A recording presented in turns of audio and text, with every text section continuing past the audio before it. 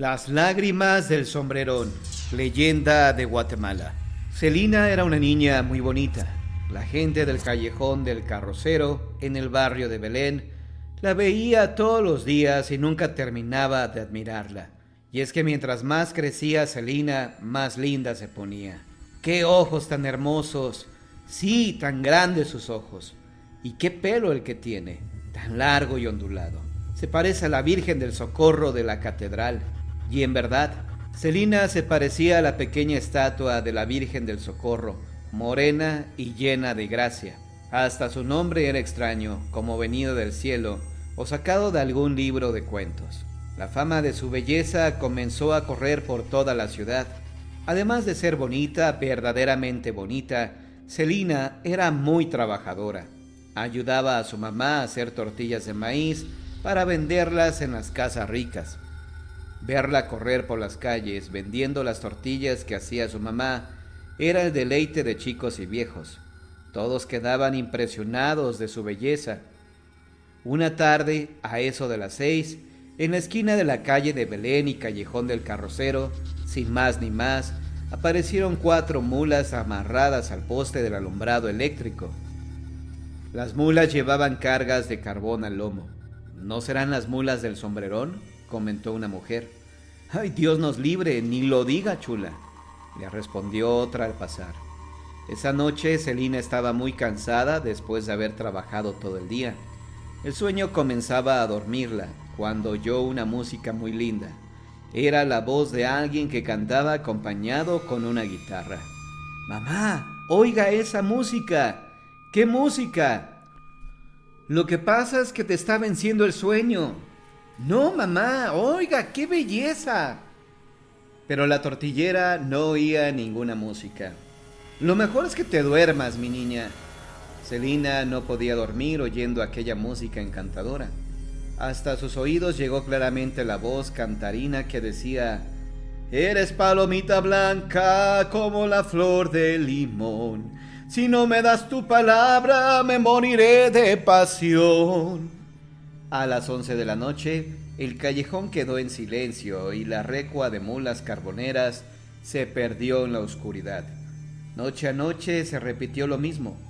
Lo único que la gente notaba eran las mulas con su carga de carbón, atadas al poste. En cambio, Celina se deleitaba con las canciones que escuchaba. Una noche, a escondidas de su mamá, Celina salió a espiar en la oscuridad porque quería conocer al dueño de la voz. Por poco se muere del susto. Era el sombrerón, un hombrecito con un sombrero gigantesco, zapaticos de charol y espuelas de plata. Mientras bailaba y cantaba tocando su guitarra de nácar, enamoraba a la niña. Los luceros en el cielo caminan de 2 en 2, así caminan mis ojos cuando voy detrás de vos. Celina no pudo dormir esa noche. No podía dejar de pensar en el sombrerón. Todo el día siguiente lo pasó recordando los versos. Quería y no quería que llegara la noche. Quería y no quería volver a ver al sombrerón. Esa semana Celina dejó de comer, dejó de sonreír. ¿Qué te pasa, hijita?, le decía su mamá. ¿Te duele algo? ¿Estás enferma? Pero Celina no hablaba. ¿La habrá enamorado el sombrerón?, le dijeron. Y la tortillera, desesperada, siguiendo consejos de los vecinos, la llevó lejos de su casa y la encerró en una iglesia, porque la gente cree que los fantasmas no pueden entrar en las iglesias. A la noche siguiente llegó el sombrerón al callejón del Carrocero, pero no encontró a la niña. Se puso como loco y comenzó a buscarla por toda la ciudad, sin encontrarla. Al amanecer se alejó, silencioso, con su recua de mulas atrás. Pero Celina, encerrada en la iglesia, enfermó de pura tristeza y amaneció muerta un día. Estaban todos velando a la niña en casa de la tortillera cuando escucharon un llanto desgarrador que los heló del susto. Era el sombrerón que venía arrastrando sus mulas. Se detuvo junto al poste de la esquina y comenzó a llorar. Corazón de palo santo, ramo de limón florido, ¿por qué dejas en el olvido a quien te ha querido tanto? Ay, ay, ay, mañana cuando te vayas, voy a salir al camino para llenar tu pañuelo de lágrimas y suspiros. Nadie supo a qué hora se fue el sombrerón. Se fue alejando, llorando y llorando, hasta que se fundió en la noche oscura. A la mañana, cuando los dolientes salieron de la casa de la tortillera, se quedaron maravillados. Había un reguero de lágrimas cristalinas como goterones brillantes sobre las piedras lajas de la calle.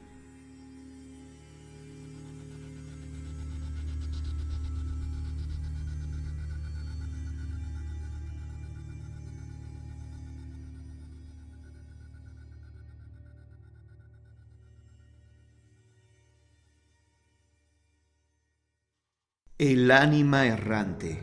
El interior de la República, al igual que la capital, ha entretejido historias que hasta nuestros días han perdurado en sus calles.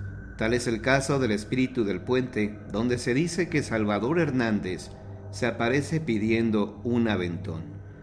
Pero veamos cómo inicia esta historia. Se cuenta que cierto día Fray Juan del Espíritu Santo se encontraba dando su paseo cotidiano por los pasillos del convento de Celaya, tal y como lo venía haciendo los últimos años cuando necesitaba reflexionar. Pero esta vez sus pensamientos fueron interrumpidos por un indígena del lugar, que sofocado llegó a confesarle algo, ya que de acuerdo con este hombre, él era el único que podía ayudarlo. Así, Fray Juan llevó a Felipe Santiago, como dijo llamarse, hasta el confesionario, donde finalmente lo escuchó con asombro.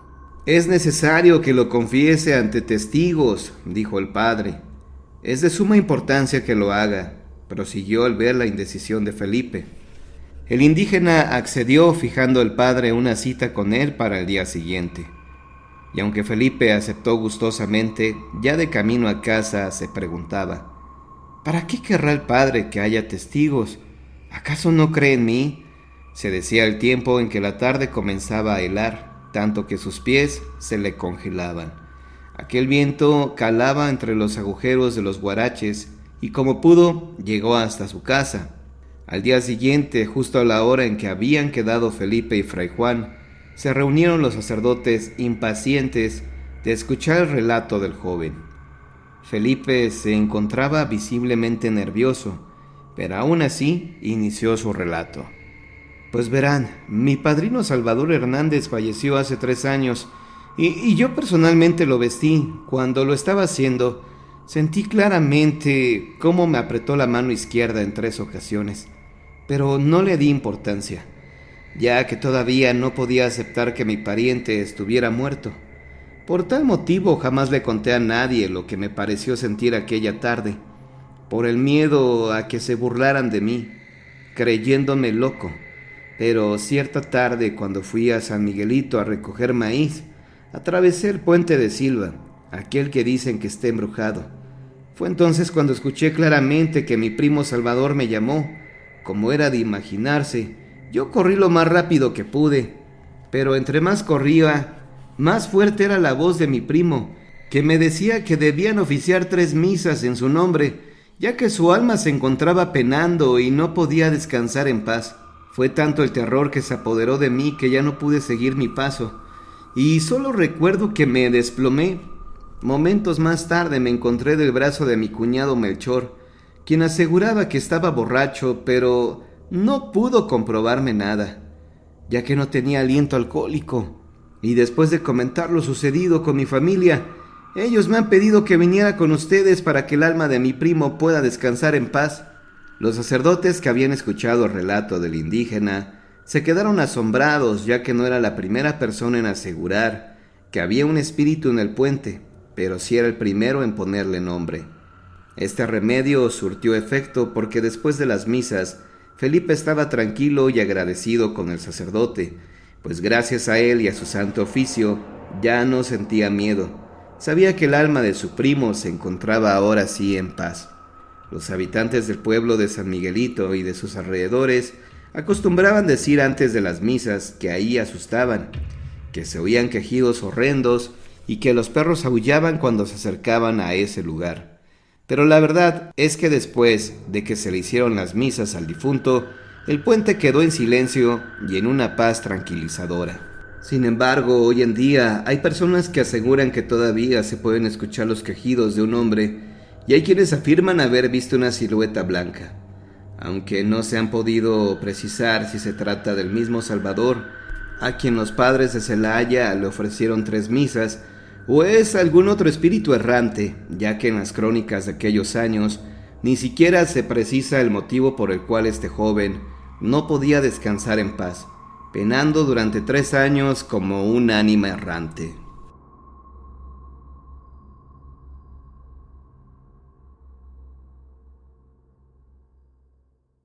El diablo bailando con una mujer en el 8 segundos. En los años 90, justo en un Viernes Santo, y a pesar de que es un día de abstinencia para los católicos, uno de estos lugares donde los potosinos podían recrearse era el famoso antro 8 segundos, referencia al deporte de jineteo de reses en un rodeo. La gente se mostraba muy contenta y eufórica, no había razón por la que no pasara otra gran noche como se acostumbraba. La música estaba a todo lo que daba, y como es costumbre en estas fechas, las promociones de venta de alcohol eran muy atractivas. De pronto, la llegada de un personaje comenzó a llamar la atención de todos los asistentes. Un joven muy guapo, bien vestido, y con apariencia de tener mucho dinero, arribaba por la entrada. Aunque nadie sabía quién era, su presencia llamaba mucho la atención, como si se tratara de una auténtica estrella de rock o un famoso actor. El muchacho era muy alegre y parecía llevarse bien con todos en cada mesa que pasaba. Llegando finalmente a una donde se encontraba una muchacha sin nada de atractivo, sin bonita cara, sin ropa exuberante o elegante, una chica promedio. Para sorpresa de todos, el joven galante la invitó a bailar. La muchacha no podía creer su fortuna y aceptó bailar con él. Se acercaron al centro de la pista y comenzaron a bailar música tejana. Al parecer el muchacho era un gran bailarín, pues sus pasos eran fluidos y desafiantes. La joven no parecía batallar para seguir el paso, a pesar de mostrarse algo torpe en la mesa. Parecía que estaba bajo algún embrujo que le permitía igualar la destreza de su pareja. Todo el mundo miraba a la pareja que era el centro de atención de aquella noche, pero de un momento a otro, un olor nauseabundo junto con una neblina comenzó a apoderarse del lugar, como el hedor del caño. Aún así la gente aún no estaba alarmada por tales hechos, y únicamente confundida, pero comenzaron a sentir que ya no podían mover sus cuerpos y darse cuenta que era algo que a todos les ocurría menos a la pareja. Todos entraron en terror cuando observaron que uno de los pies de aquel joven no tenía zapato, y que no se trataba de un pie humano, sino de la pezuña de una cabra grande. La gente estaba completamente horrorizada, pero no se podían mover.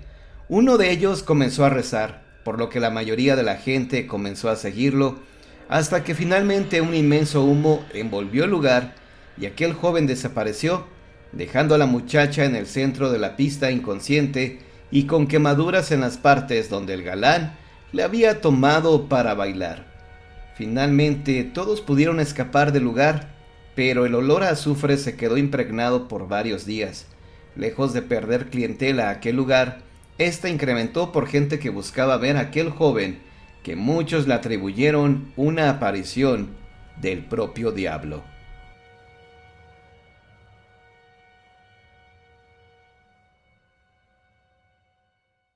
Los enamorados de la presa de San José, San Luis Potosí.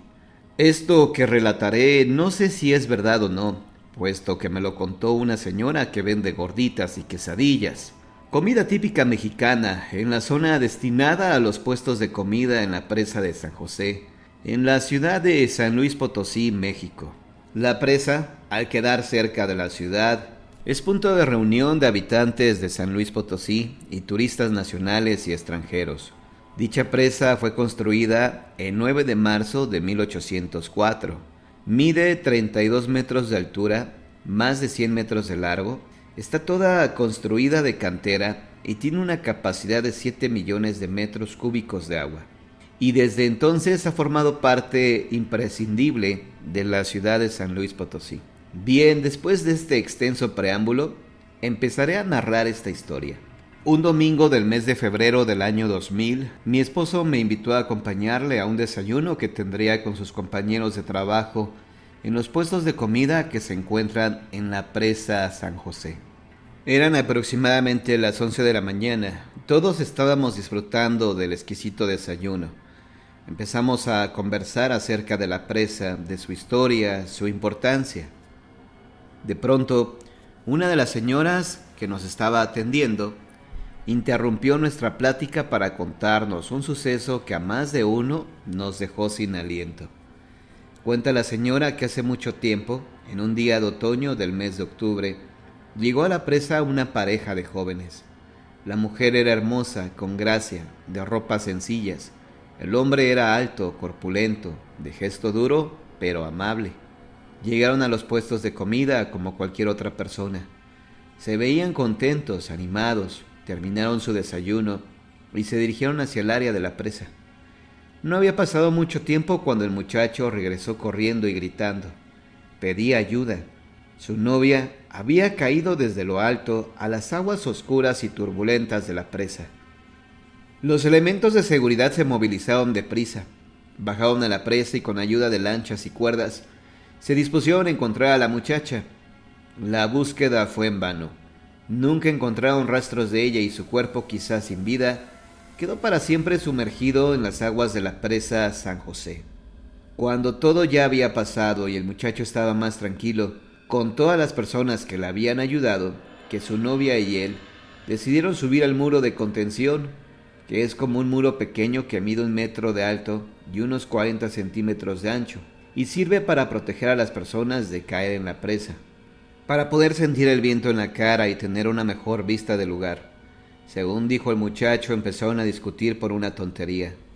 La charla empezó a subir de intensidad y empezaron a forcejear. La chica perdió el control sobre su cuerpo y cayó a la presa sin que su novio pudiera ayudarle. Al día siguiente de esta tragedia, el chico volvió a visitar la presa. Llevaba consigo un ramo de flores. Se dirigió al lugar del accidente y dejó caer una por una las flores al agua, como si él supiera que alguien allá abajo la recibiría. Dice la señora que a partir de ese momento, el muchacho regresó a la presa cada semana, llevando sus flores a su amada novia. No hablaba, ni siquiera volteaba a ver a nadie. Su dolor era muy grande y solo lo disipaba el recuerdo de su novia, a quien nunca olvidaría. Este ritual de las flores, el pobre muchacho lo realizó por mucho tiempo, hasta que un día, quizá lleno de tristeza y soledad, decidió acabar con su vida en el mismo lugar donde su novia había caído al agua. Se paró en el muro de contención y, dándose un tiro en la cabeza, dejó caer su cuerpo al agua con la esperanza de encontrarse con su gran amor. El cuerpo del chico tampoco fue encontrado nunca, tal vez porque los dos estaban destinados a vivir su amor aún debajo de las turbias aguas de esta presa. Corrieron los años, pasó algún tiempo. La tragedia ya casi se había olvidado, pero un día, el mes de octubre, unos turistas que visitaban la presa estaban recargados en el muro de contención, observando el panorama. De pronto, escucharon un chapoteo y al girar la cara, vieron con gran asombro cómo unas huellas de agua se marcaban sobre el pasillo y llegaban hacia el otro lado. Las personas quedaron sorprendidas al ver aquello, pero su sorpresa fue aún mayor cuando, al levantar la vista, vieron a una chica que llegaba al final del pasillo. La chica giró su cuerpo y desaparecía ante la mirada incrédula de aquellos visitantes. Los turistas, realmente asustados y con los nervios de punta, corrieron hacia la salida contando lo que habían visto. Muchos pensaron que eso solo había sido su imaginación, pero las personas que conocían la triste historia de la pareja relacionaron lo sucedido con la tragedia aquella, donde una pobre chica había muerto al caer a la presa. Después de esto, muchas personas más acudieron a la presa. Tenían gran curiosidad de saber si aquella historia era verdadera o no. Algunos de los curiosos que asistían al lugar se iban decepcionados por no haber podido ver ninguna huella ni espectros fantasmales, pero había quienes aseguraban haber visto las huellas mojadas en el piso del pasillo, e incluso unos decían haber visto en el agua de la presa pétalos de flores flotando en ella.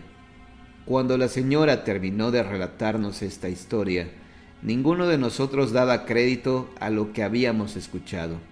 Estábamos muy sorprendidos y personalmente yo sí estaba asustada, pero lo cierto es que ese día ninguno de los presentes vimos ni escuchamos nada fuera de lo normal. Tal vez nosotros no debíamos presenciar ese suceso, pero sin duda hoy en día todavía encuentro gente que dice haber visto y escuchado las huellas e incluso ver flores flotando en el agua.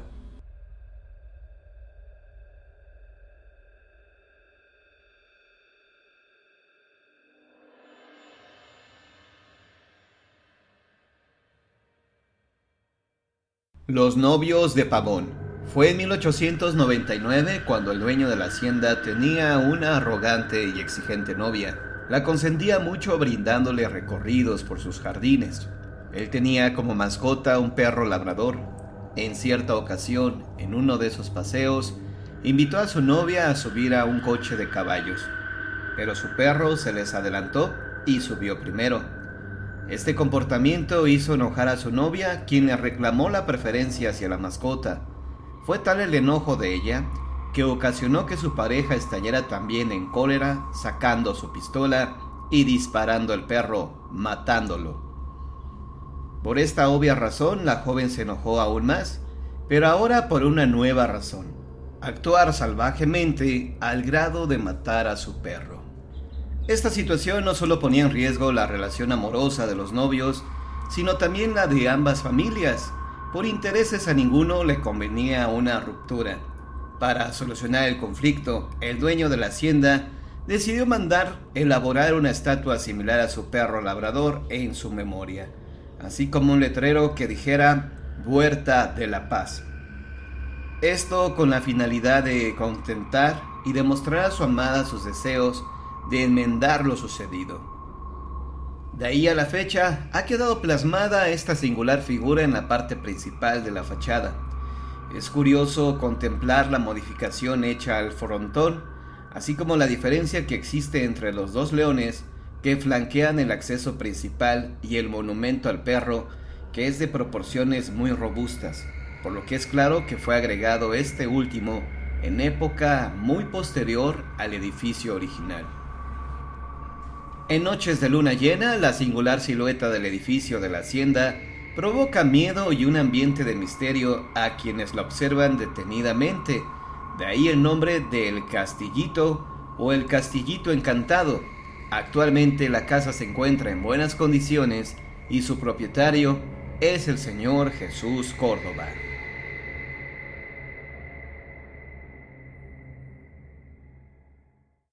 María Angula, leyenda de Ecuador. María Angula era una niña alegre y vivaracha, hija de un hacendado de Cayambe.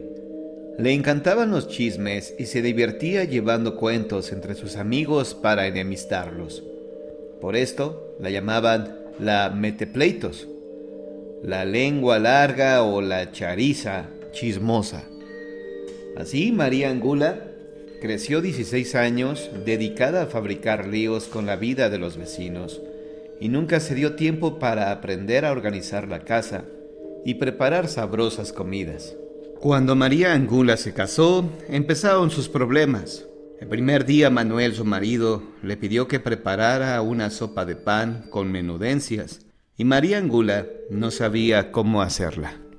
Quemándose las manos con la mecha de manteca y cebo, encendió el carbón y puso sobre él la olla sopera con un poco de agua, sal y color, pero hasta ahí llegó. No sabía qué más debía hacer. María recordó entonces que en la casa vecina vivía doña Mercedes, una excelente cocinera, y sin pensarlo dos veces, corrió hacia ella. «Vecinita, ¿usted sabe preparar la sopa de pan con menudencias?» «Claro, doña María. Verá, se remojan 2 panes en una taza de leche. Luego se los pone en el caldo y antes de que éste hierva, se añaden las menudencias. ¿Así nomás se hace? Sí, vecina. Ah, dijo María Angula. Si así nada más se hace la sopa de pan con menudencias, yo también sabía. Y diciendo esto, voló a la cocina para no olvidar la receta. Al día siguiente, como su esposo le había pedido un locro de cuchicara, la historia se repitió. Doña Mercedes, ¿sabe preparar el locro de cuchicara? Sí, vecina. Y como la vez anterior, apenas su buena amiga le dio todas las indicaciones, María Angula exclamó: Ah, sí, así nada más se hace el locro de cuchicara. Ah, yo también sabía. Y enseguida corrió a su casa para sazonarlo. Como esto sucedía todas las mañanas, la señora Mercedes se puso molesta. María Angula siempre salía con el mismo cuento. Ah, sí, así nomás se hace el seco de chivo, yo también sabía. Ah, sí, sí, sí, así nomás se hace el ají de librillo, yo también sabía.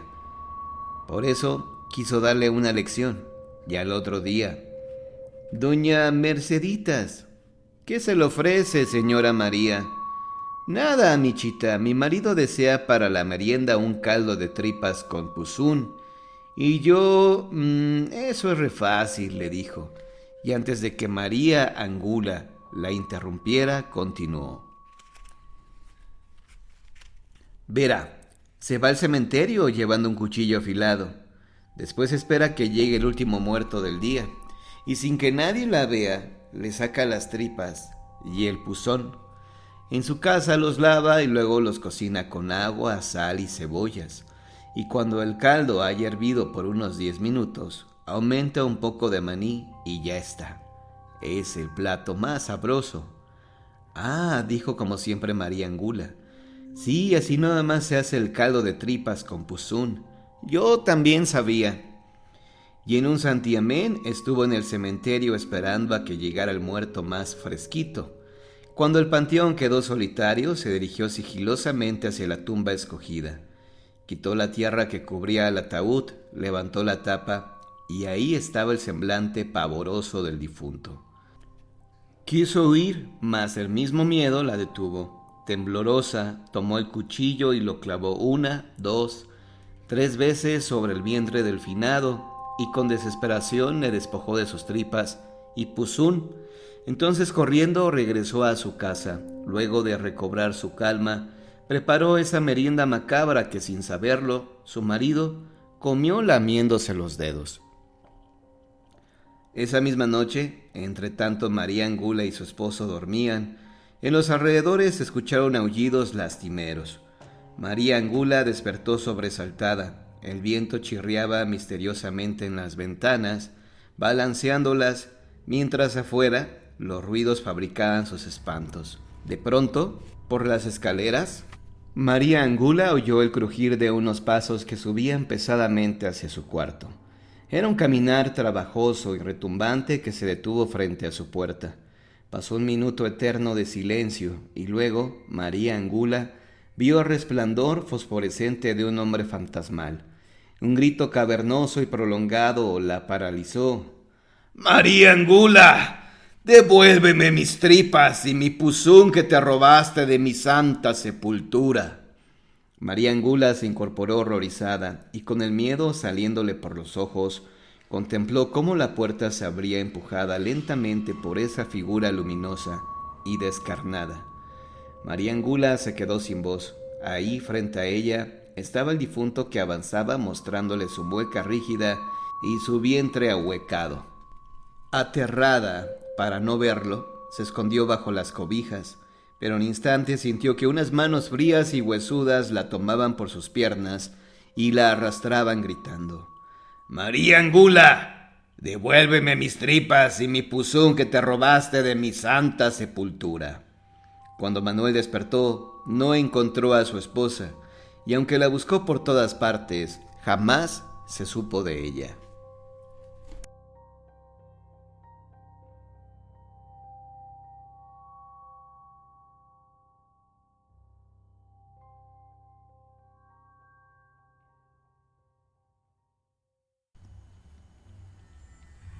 Taxista muerto regresó a casa para despedirse de su esposa.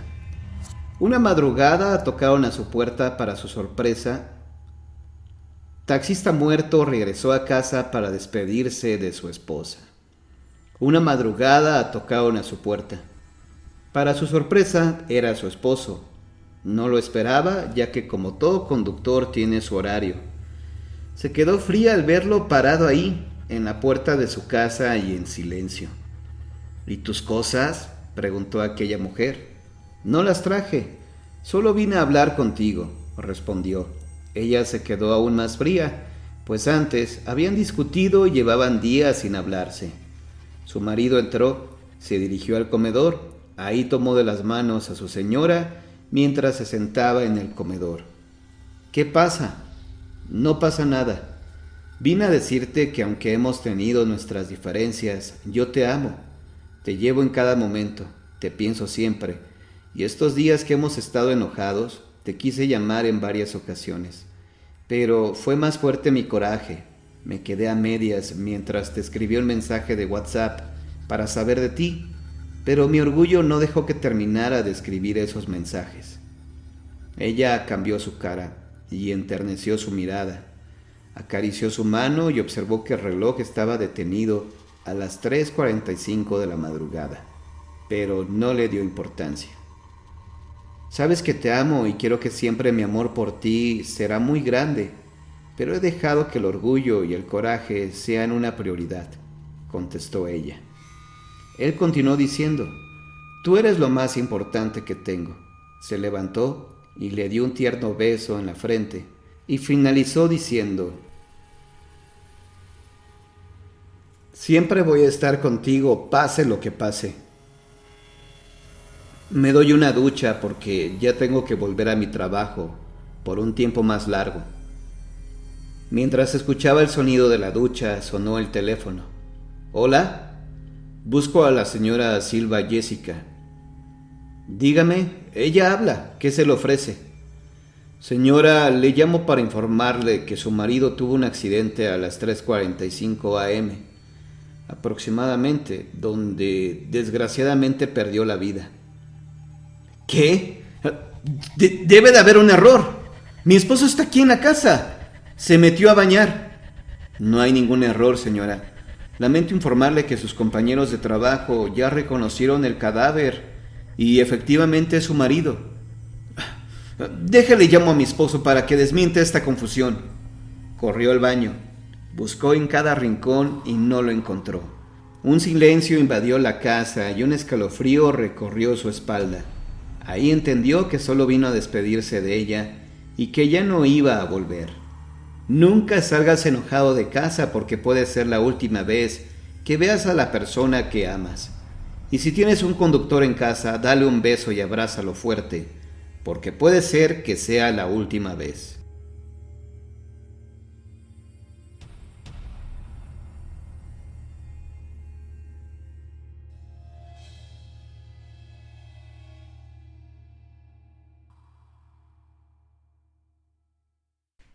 El monje de la Merced. En el año de 1613 fue inaugurado el primer templo dentro de la amurallada Villa Rica de la Veracruz, con el nombre de Nuestra Señora de las Mercedes, y en el año de 1683 se utilizó como cárcel por los piratas capitaneados por Lorenzo Graham, Lorencillo, manteniendo bajo amenaza de muerte a los habitantes de la ciudad en calidad de rehenes. La iglesia estaba compuesta de 3 naves.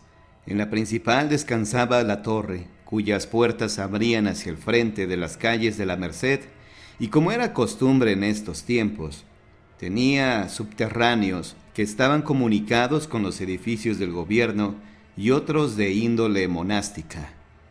El templo de Nuestra Señora de las Mercedes fue cerrado al culto muchos años después, y las imágenes que ahí se veneraban, entre ellas la de la Virgen de las Mercedes y del Jesús de las Tres Caídas, fueron colocadas en la nueva parroquia de la Asunción, en donde unos frailes se refugiaron y la convirtieron en convento. Cuando se proclamaron las leyes de reforma, el convento fue rematado y vendido a los señores Rafael Sayas Enríquez y al coronel don Manuel Gutiérrez Zamora. En 1880, el convento fue comprado por distinguido médico cubano Manuel Cabrera. Tiempo después se presentó un extraño individuo que insistía en hablar con el dueño de la casa. Tanta fue su insistencia que el médico lo escuchó y el extraño individuo le platicó el motivo de su visita: solicitarle permiso para buscar un tesoro que se encontraba en el convento, que consistía en joyas y dinero. Se supone que este tesoro había sido ocultado por los frailes, que temían les fuera robado por los constantes saqueos que existían en los tiempos en que ellos ahí vivían. Aquel personaje buscaba el tesoro escondido por Fray Benigno Cabeza de Vaca, quien al morir reveló el lugar donde él ocultó dicho tesoro. Cuando el doctor Cabrera le autorizó a hacer la investigación, fácilmente halló el lugar señalado. Al estar frente al altar mayor de Nuestra Señora de las Mercedes, exclamó: ¡Aquí es! Pero al señalar el lugar no había nada. Solo observó que la pared estaba ennegrecida y sucia. Insistían que se excavara en ese sitio, porque tenía la seguridad de que ahí se encontraba una losa en donde se hallaban los cálices, coronas y todo lo del templo. La fe y la seguridad que aquel desconocido ponía en sus palabras convencieron a sus acompañantes y empezaron a trabajar en el lugar indicado. Al primer golpe que dieron, la pared cedió, pero este fue tan fuerte que también rompió otra losa que estaba bajo la primera, la cual, al partirse en dos pedazos, se precipitó hacia una oquedad profunda y vacía. Los presentes se sorprendieron tanto que no reaccionaron de inmediato, pero ya repuestos de la sorpresa, empezaron a explorar aquella abertura. Sin embargo, el tesoro ya no estaba, pues seguramente ya lo habían extraído otros que conocían en dónde se encontraba. La ciudad fue la única que obtuvo un tesoro de ese lugar. Una placa labrada en un español antiquísimo que tenía la siguiente inscripción: la primera piedra de esta capilla fue colocada por el señor Gerardo Gómez, gran señor de armas y de la flota de España, 1628. La fecha había quedado incompleta porque ahí fue donde la barreta rompió la losa. Esa fecha ha generado dudas acerca de la construcción del templo, pero algunos creen que se trata de la fecha cuando fue construido el altar mayor. El convento fue abandonado por muchos años, sirviendo como bodega y refugio de murciélagos y palomas. Sus paredes se deterioraron tanto que parecía que se caían. A principios del siglo pasado, la casa comercial Saldo Hermanos adquirió aquella propiedad y levantó un edificio de 4 pisos, enorme construcción para aquellos tiempos.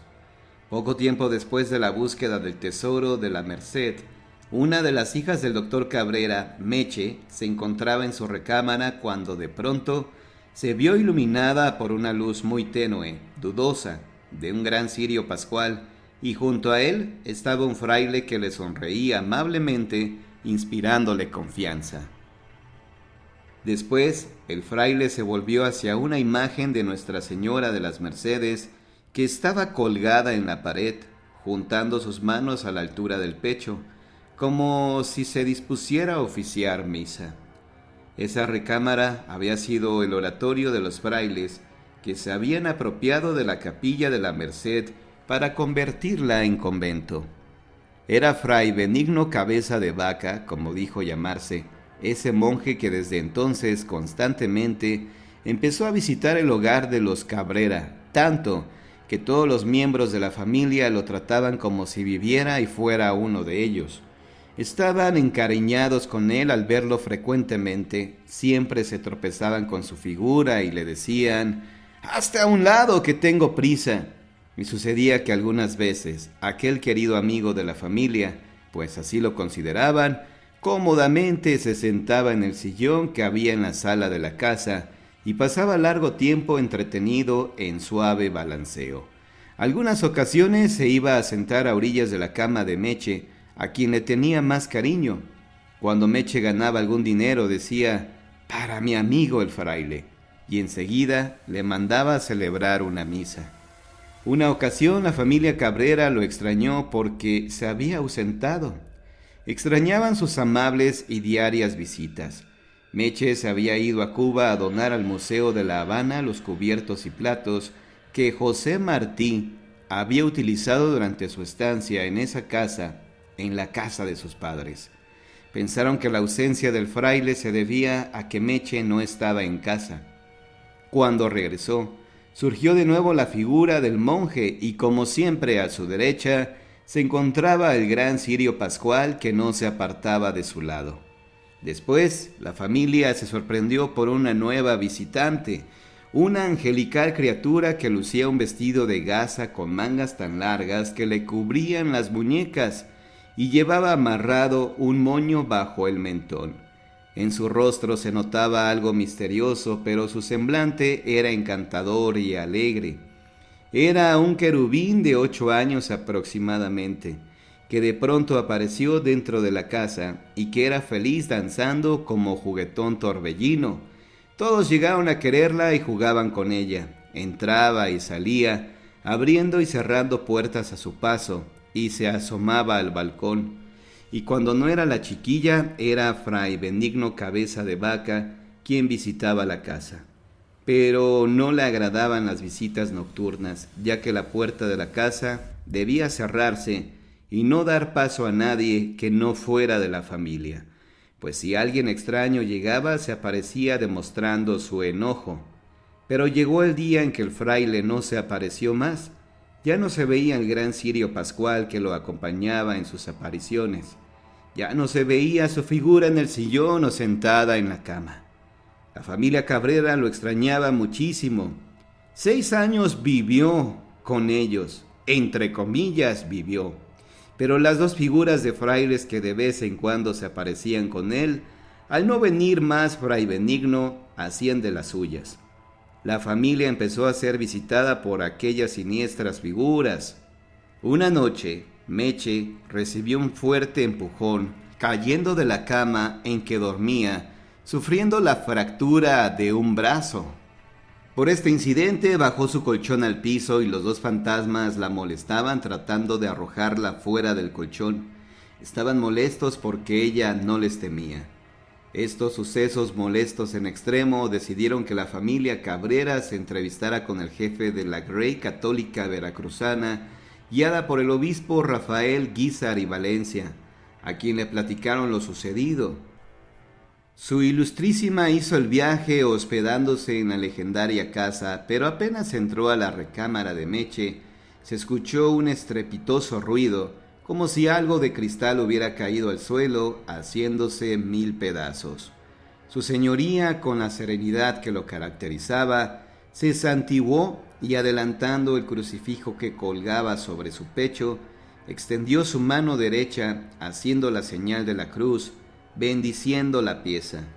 La leyenda de la iglesia de Nuestra Señora de las Mercedes es una tradición comprobada, ya que varias personas fidedignas dan testimonio de esto. En la actualidad, la niña y Fray Benigno Cabeza de Vaca se siguen apareciendo por los lugares que ocupó el convento de la Merced, pues para sus almas muy apegadas a la tierra, ahí es su casa. Y si una noche oscura usted camina por este sitio, prepare su espíritu a penetrar en el mundo de misterio y de aventura que acompaña la aparición del monje de la Merced.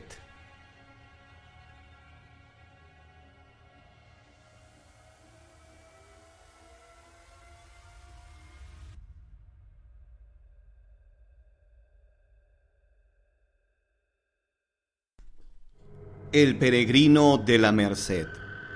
Aquella noche de mayo de 1967 llamaron a la puerta del templo de la Merced. Uno de los padres abrió la puerta, llevándose un susto al mirar que un espíritu estaba parado justo frente a él. Tome, padre. Hace muchos años prometí esta corona a la Virgen de la Merced, dijo el espíritu extendiendo su mano y dejando ver la joya. Pero esta historia no se sabría si aquel espíritu no hubiera regresado de su tumba para contarla. Corría el año de 1657, siendo virrey de la Nueva España, don Francisco Fernández de la Cueva, duque de Alburquerque y Grande de España. Las minas de Guanajuato producían grandes ganancias al reino. Se cuenta que procedente de allá, llegó un peregrino de nombre Juan Reséndiz a pedir albergue en la casa de su amigo don Melchor de Mendoza, propietario de una de aquellas minas. Reséndiz le confió a su amigo que había prometido a la Virgen de la Merced un presente si lo salvaba de una terrible enfermedad que lo había tumbado días atrás. El huésped solo tenía la intención de pasar aquella noche en la casa de su amigo, ya que de acuerdo con sus planes, al día siguiente por la mañana llevaría el presente al templo para después volver a Guanajuato. Don Melchor condujo a su amigo a una de las habitaciones de la casa para que se pusiera cómodo. Ahí le pidió que le mostrara el presente. Fue entonces cuando sacó una hermosa corona labrada en plata y jade. «Gasté lo poco de mi caudal», dijo el huésped, «y completé lo demás con limosnas para mandarla a hacer con los mejores artesanos de Guanajuato». «Oh, qué hermoso trabajo», dijo don Melchor. «Lo que daría yo por poseer esta alhaja, jamás mis ojos contemplaron cosa igual». Los ojos de don Melchor brillaban de malvada codicia. El hecho de poseerla se apoderó de su mente. «Si logro emborracharlo, será más sencillo quitársela», pensó de inmediato. «Y si quiere hacer alguna reclamación, diré que un criado huyó llevándose varios objetos de valor». Así, don Melchor le ofrecía cada vez más vino a su amigo, que empezaba a perder la cabeza. Reséndiz se tambaleaba cuando dejó por fin la mesa para dirigirse a su cuarto. Minutos después dormía pesadamente, situación que su amigo aprovechó para buscar la corona, que se encontraba justo debajo de la almohada del embriagado. Pero lejos de lo que don Melchor esperaba, en el momento en que tomaba la corona, la mano del peregrino la detuvo. Empezaron a forcejear por la posesión de la alhaja y posteriormente pasaron a la agresión física. Don Melchor, que era más fuerte que su oponente, pronto lo dominó, oprimiendo el cuello del infortunado. Los ojos del peregrino se clavaron profundamente en su agresor antes de morir, mientras que éste, de quien pensó sería un buen anfitrión, tomó entre sus manos la corona con un brillo maligno en la mirada. «Es mía, y tú, querido amigo», mirando al cadáver del peregrino, «no podrás contarle a nadie que yo te despojé de tu joya». Y aunque extrañamente los ojos del peregrino, ya muerto, parecían seguir a su asesino, éste no le dio importancia y dedicó su empeño a ocultar su crimen. Trasladó dentro de un costal al cadáver hasta las afueras de la ciudad y lo arrojó al río de la Piedad, de donde pensó nunca más saldría. Algunos días después el cadáver del peregrino fue hallado. Todos creyeron que había sido víctima de ladrones y don Melchor aprovechó la situación para costear los gastos del entierro con el único fin de que jamás se sospechara de él. Ese mismo día recibió una invitación para asistir a un baile en el Palacio Virreinal, para lo que era preciso que su esposa asistiera con sus mejores galas. Así, doña Francisca puso gran esmero en su atuendo. Esa noche su marido la miró extasiado, al tiempo que le dijo: «Veo que te hace falta adornar el cabello y tengo un presente digno de tu belleza». Salió deprisa de aquella habitación para volver instantes después con la corona de plata y jade. «Permíteme coronarte como la reina de mi corazón», dijo al tiempo en que levantaba la corona. Pero al momento en que la colocó en la cabeza de su mujer, ésta lanzó un fuerte grito de dolor. Retorciéndose con desesperación, la dama trató de quitarse la alhaja que su marido le acababa de colocar, pero por más esfuerzos que hacían ambos por quitarla, no podían. Parecía que estaba clavada en la cabeza de aquella mujer. Don Melchor miró con horror cómo la cabeza de su mujer comenzó a sangrar. Finalmente llamó a los criados para que éstos hicieran uso de sus costumbres para quitársela. Así, untaron manteca en la cabeza de doña Francisca, pero no dio resultado. Intentaron con pinzas y tenazas y tampoco consiguieron retirar la alhaja. A pesar de que la sangre brotaba a chorros, doña Francisca permanecía en pie sin perder el sentido, como si una fuerza sobrenatural la mantuviera consciente. Fue en ese momento cuando todos los presentes fueron testigos de un hecho escalofriante. La señora volvió su mirada hacia una esquina de la habitación y lanzó un espantoso alarido. Todos voltearon la vista hacia aquel lugar y vieron un espectro que señalaba con sus dedos descarnados la cabeza de la dama. Enseguida se desvaneció aquella monstruosa aparición ante los ojos atónitos de los criados y de don Melchor. Los criados salieron de inmediato no solo de la habitación, sino de la casa también. Y aunque don Melchor, bajo amenazas, trataba de hacerlos regresar, no pudo conseguirlo.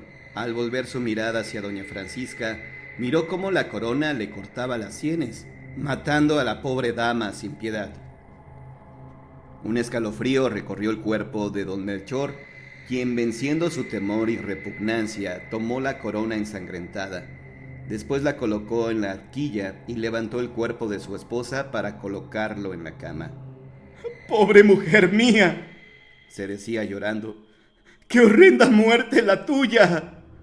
En ese instante sintió una presencia helada a su lado. Cuando volvió su rostro, el susto fue tan extremo que por poco y pierde el equilibrio.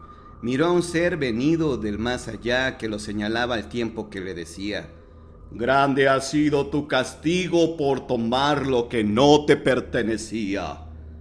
«No, estoy soñando», dijo don Melchor, tapándose los ojos. La horrible figura del peregrino fue desapareciendo hasta quedar únicamente sus ojos.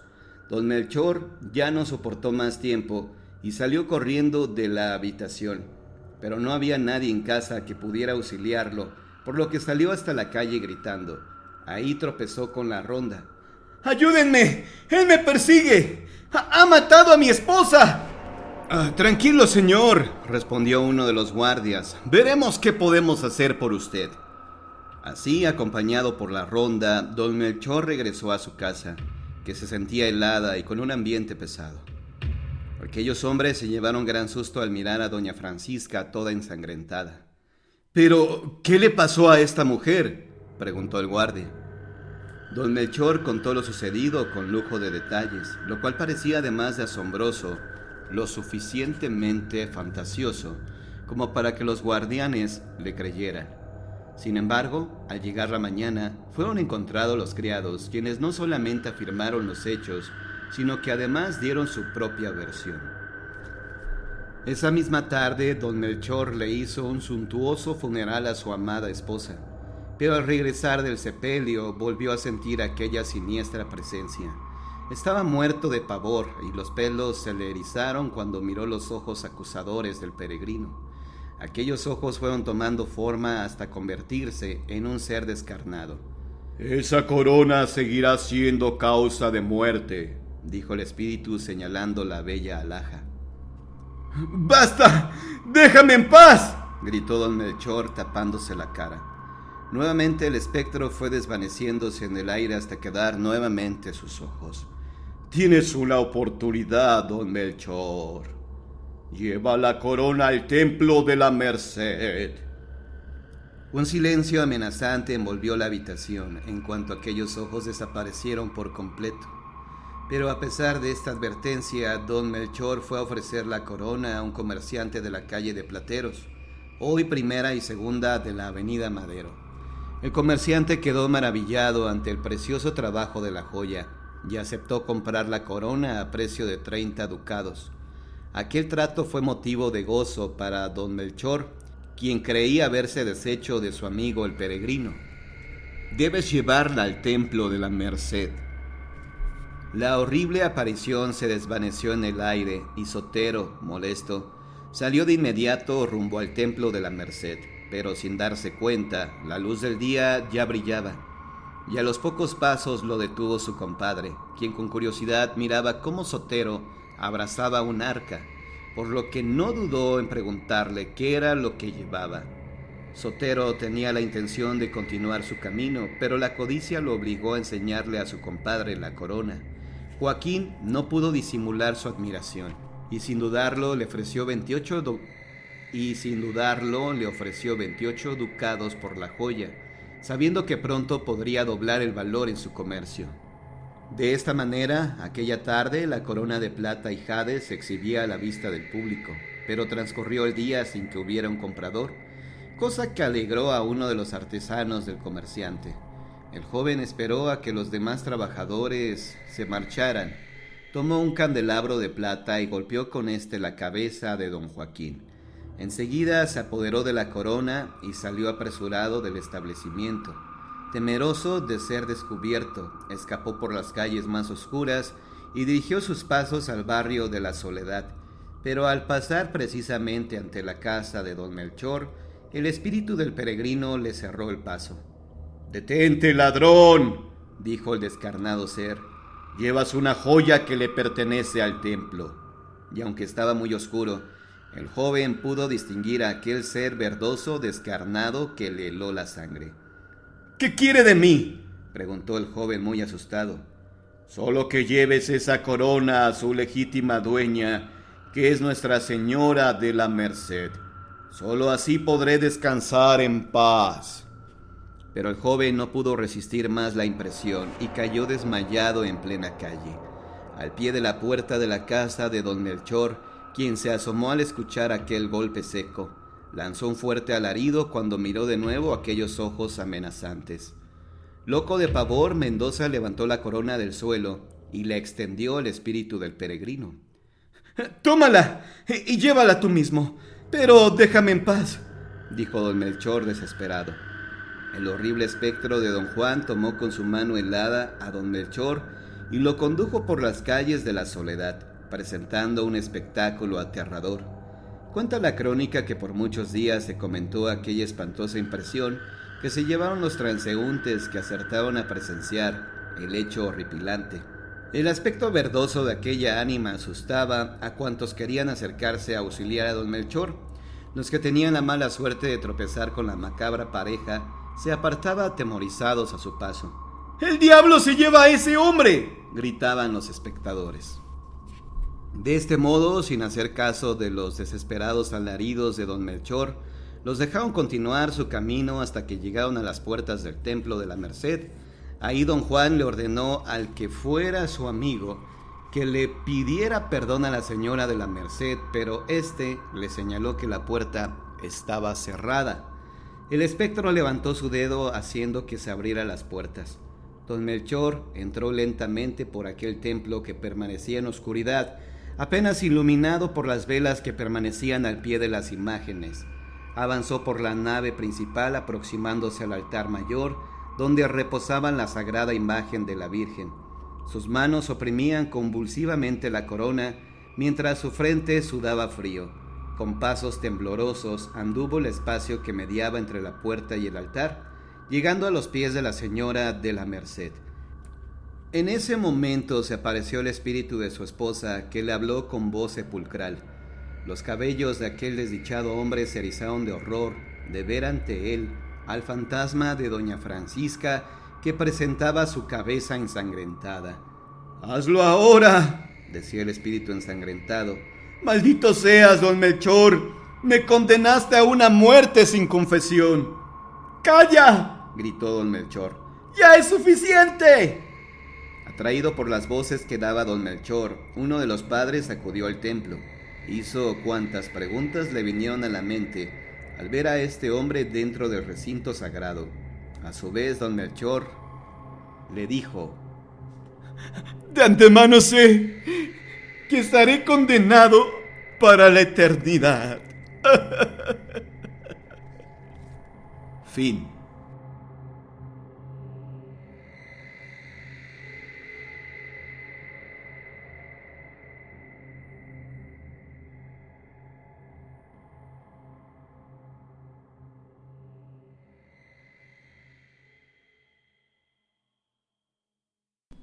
Los dos monjes. Entre las ruinas de un antiguo teocalli, templo azteca, en un barrio indígena, se hospedaron dos extraños monjes. Ambos cabalgaban sobre mansas mulas. Su única escolta era un caballero rubio, alto, gentil y hermoso como un gran príncipe, quien había llegado sobre un hermoso caballo árabe. Era el tiempo de la primera audiencia cuando el cruel y voraz Nuño de Guzmán gobernaba en Mexitán. Así se llamaba la nueva ciudad levantada sobre los escombros de la vencida Tenochtitlan, antigua capital de la raza dominadora de los más pomposos cacicazgos y señoríos nativos. En vano protestaban las familias formadas por los primeros conquistadores contra las orgías y abusos de los gobernantes, quienes llegaron cuando ellos ya habían guardado las espadas que les significaron años de batallas, esfuerzo y sinsabores. En vano señalaban y repudiaban a las mujeres aventureras que llegaban en los bergantines españoles, entre los ganados de cerdos, corderos y reses, barriles de vino y sacos de semillas. Los dos extraños monjes vestidos de negro venían desde Jerusalén, trayendo a su decir un trozo de la cruz del Calvario, reliquias diversas de mártires y santos, además de una bendición especial del Papa para los fieles que besaran su vestidura.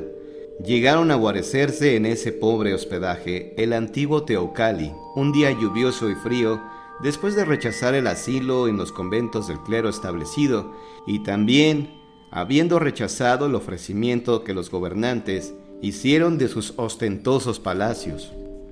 Sin dar a conocer sus intenciones ni la razón de su rechazo, los tres singulares personajes pasaron los puentes que se comunicaban la ciudad española con la azteca y llegaron a ese humilde resguardo del barrio indígena. Pronto fueron el blanco de las miradas y comentarios de los habitantes de la naciente y orgullosa capital. Lo que más se comentaba era el misterioso cambio de uno de los monjes durante las noches. En vez de manto negro, aparecía con uno blanco, muy blanco, hecho de seda, que a la luz de la luna, en la oscuridad de las calles, relampagueaba con reflejos plateados. Aquel monje predicaba sobre una canoa india. Al echarse a la espalda la capucha de su manto blanquísimo, dejaba a la vista un rostro sumamente joven, sin barba, rodeado de una corta y ensortijada cabellera rubia, y lo más extraño era que predicaba con palabras indígenas.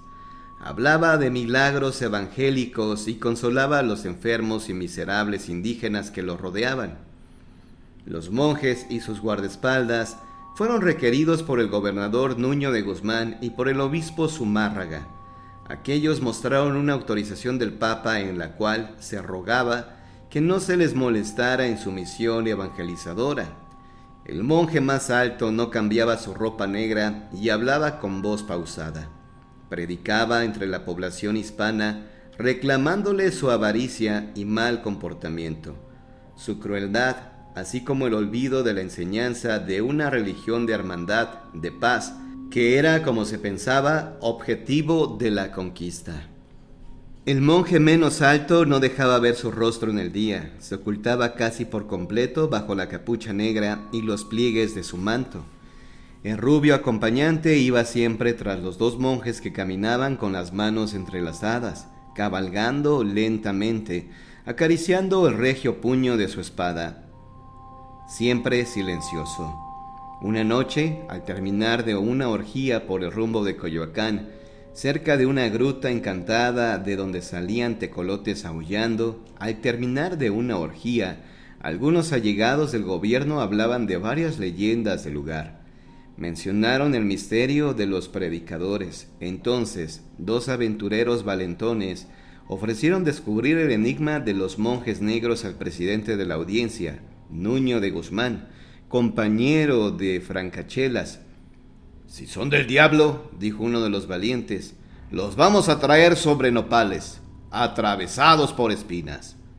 «¿Y si no podéis?», preguntó el gobernador. «Solo que sean santos», dijo el otro comprometido. «Entonces el castigo nos tocará a nosotros». y cuenta la leyenda que al día siguiente aparecieron ambos aventureros prendidos como mariposas sobre un nopal grandísimo. Aullaban más que los tecolotes de la gruta.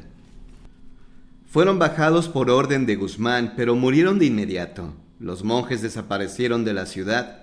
No se supo de ellos hasta 20 años después, cuando un descendiente suyo comunicó su historia.